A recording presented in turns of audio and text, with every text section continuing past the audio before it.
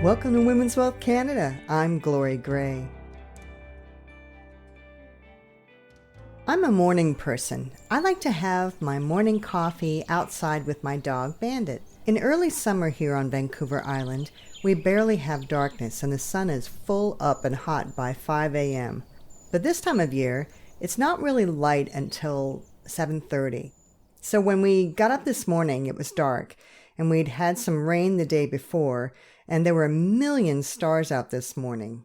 I love the clear, crisp skies of autumn.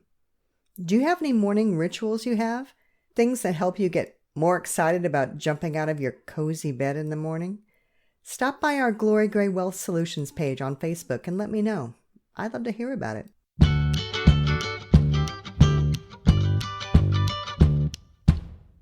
What I wanted to talk to you about today was to clear up some of the confusion around financial advisors. I had someone come to me the other day and they said, my spouse and I have big plans for our future and we want someone who can help us figure out all the moving pieces. We're thinking about moving to a warmer climate in a few years. We'd like to grow our businesses and we'd like to diversify the investments we have. We're only invested in one thing.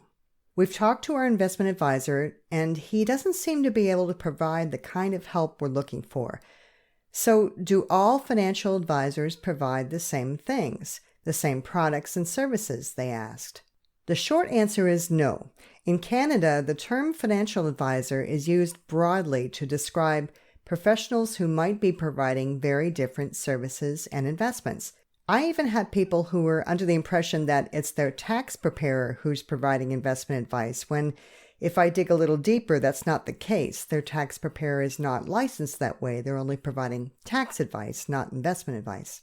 So let's back up a bit. Why do you need a financial advisor in the first place? One of the main reasons is you don't want to have to deal with this stuff yourself, right? Yay! Yeah, let's face it. Would you rather spend your days figuring out what investments will earn you money and not cause you to lose your shirt? Or would you rather head out for an adventure with your friends or spend quality time with your family? I'm going to go out on a limb here and say you'd rather do that. And so, you'd rather hire someone else who geeks out on economic news and fiscal budgets like I do. Someone who is in this game day in and day out to manage your investments for you. So that's one reason to hire a financial advisor.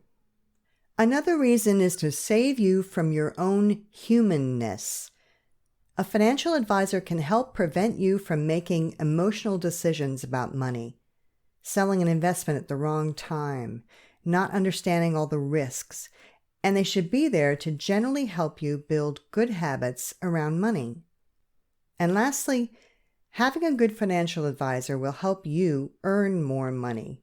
And there's actually recent research in Canada that proves this to be true. Studies show that after 15 years or more, households using an advisor have 2.73 times more assets than those who go it alone. For example, if you invested $100,000 yourself and 15 years later, your portfolio is worth $145,000, the research shows that if you had invested your money with an advisor instead, your portfolio would be worth closer to $250,000 instead of $145,000 after 15 years. I'll leave a link to that research in the show notes so you can check it out for yourself. Okay, so you say, all right, Glory, we get it. But how in the world do I know which advisor to hire? The first step is to understand what kind of help you need. You might only need a little help, or you might need help in a variety of areas. The two main areas of your life a financial advisor will help you with is investment advice and financial planning. Investment advice and financial planning, and those are not the same thing. So let's break it down. You've determined you need investment advice. You have a goal, you want to save money, you want to invest it in something. Where do you find an advisor who can help you with that? In Canada, the investments an advisor can provide is dependent on the licensing they have. It depends on what license that advisor has, so you might consider walking into your local bank, right? Well, recent legislation has been passed that is causing banks to rethink the investments they offer. Many banks will be limiting their products to only offering mutual funds owned by that bank. So if you want to purchase an exchange-traded fund, for example, you're not going to be able to do that at a bank. And also, banks have employees. They sometimes move, get promoted. You aren't always dealing with the same person. Rarely do I find someone happy with investing in a bank branch unless they're just starting out in their financial journey. The service provided is just too limited. Now, banks realized these limitations, so they created a separate entity for their financial advisors that are licensed differently. For example, RBC created RBC Dominion Securities. Those advisors are licensed to sell many different products from many different companies. So if you want to purchase a particular exchange-traded fund, for example, they can help you. These advisors are employees of the bank, but they are compensated well and tend not to move very often. So you'll likely deal with the same advisor until they retire. Next, we have financial advisors who are licensed for insurance products only. They cannot offer exchange-traded funds nor mutual funds. They can only offer segregated funds, which is basically mutual funds with a life insurance wrapper. We'll talk about those in a future episode. You'll know if they're only licensed for life insurance because there's often no particular broker-dealer mentioned on their website anywhere. If they were licensed to offer mutual funds or exchange-traded funds or stocks, they would have to have that broker-dealer that they're affiliated with listed on their website. Life insurance-only advisors don't have that requirement, so they don't have to list it. Life insurance-only advisors often provide excellent financial planning advice. It's just that their available investment products can be more limited. Okay, we've talked about banks and we've talked about insurance-only advisors. What if you want to have access to many different types of investments?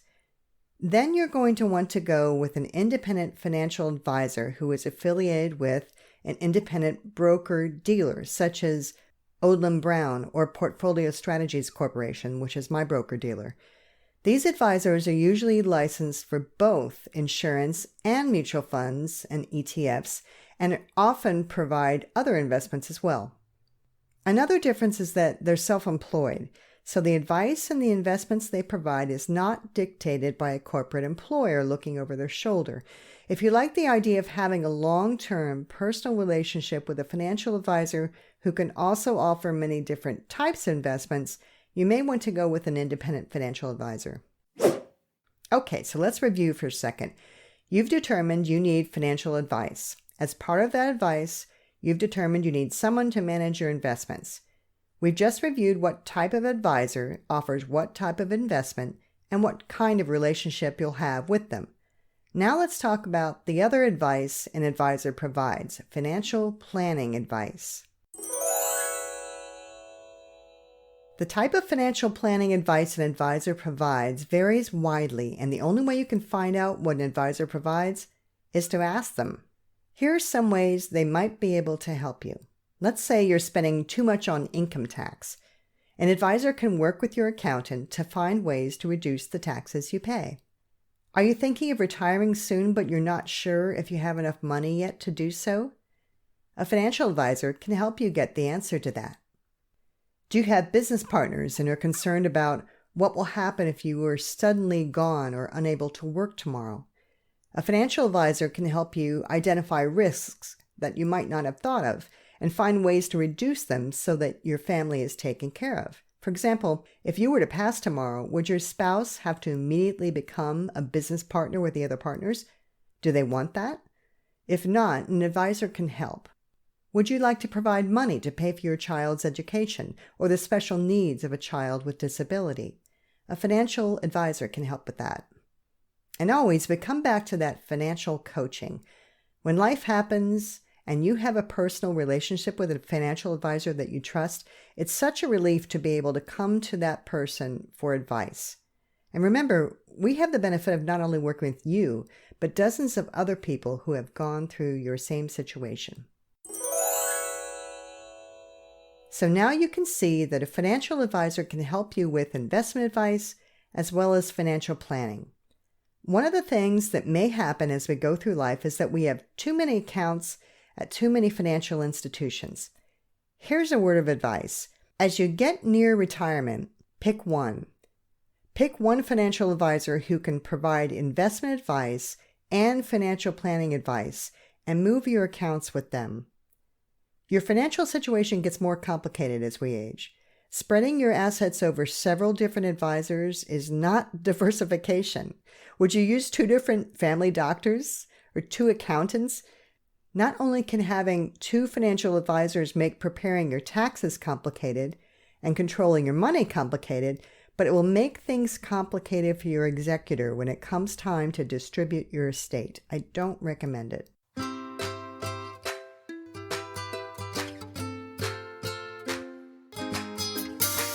So now that you know what kind of help you need, I hope that helps whittle down the names of the financial advisors you're considering working with. The next step is to interview them and see if they're a good fit for you. You're in luck because I have just the tool that can help you through this process. It's my list of 12 smart questions to ask when interviewing a financial advisor, and it's totally free. All you have to do is go to the link in the show notes or go to my website, gloriagray.com, and download your copy. It has all the questions you should ask and why you should ask them.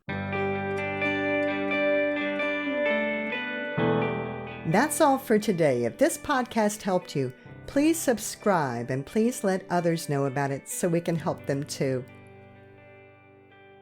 If you have financial questions, you can schedule a free 30-minute phone call with me where you can get answers to your specific questions. Just pop over to my website, gloriagray.com, and contact us. Until next time, this is Gloria Gray, your personal trainer for financial fitness, telling you to take charge of your finances, plan for the future, but most of all, enjoy today. And bye for now. This podcast is for informational purposes only and should not be construed as investment, tax, or legal advice. It is not an offer to sell or buy, or an endorsement, recommendation, or sponsorship of any entity or security cited. Mutual funds offered through Portfolio Strategies Corporation. Other products and services provided through Gloria Gray Wealth Solutions.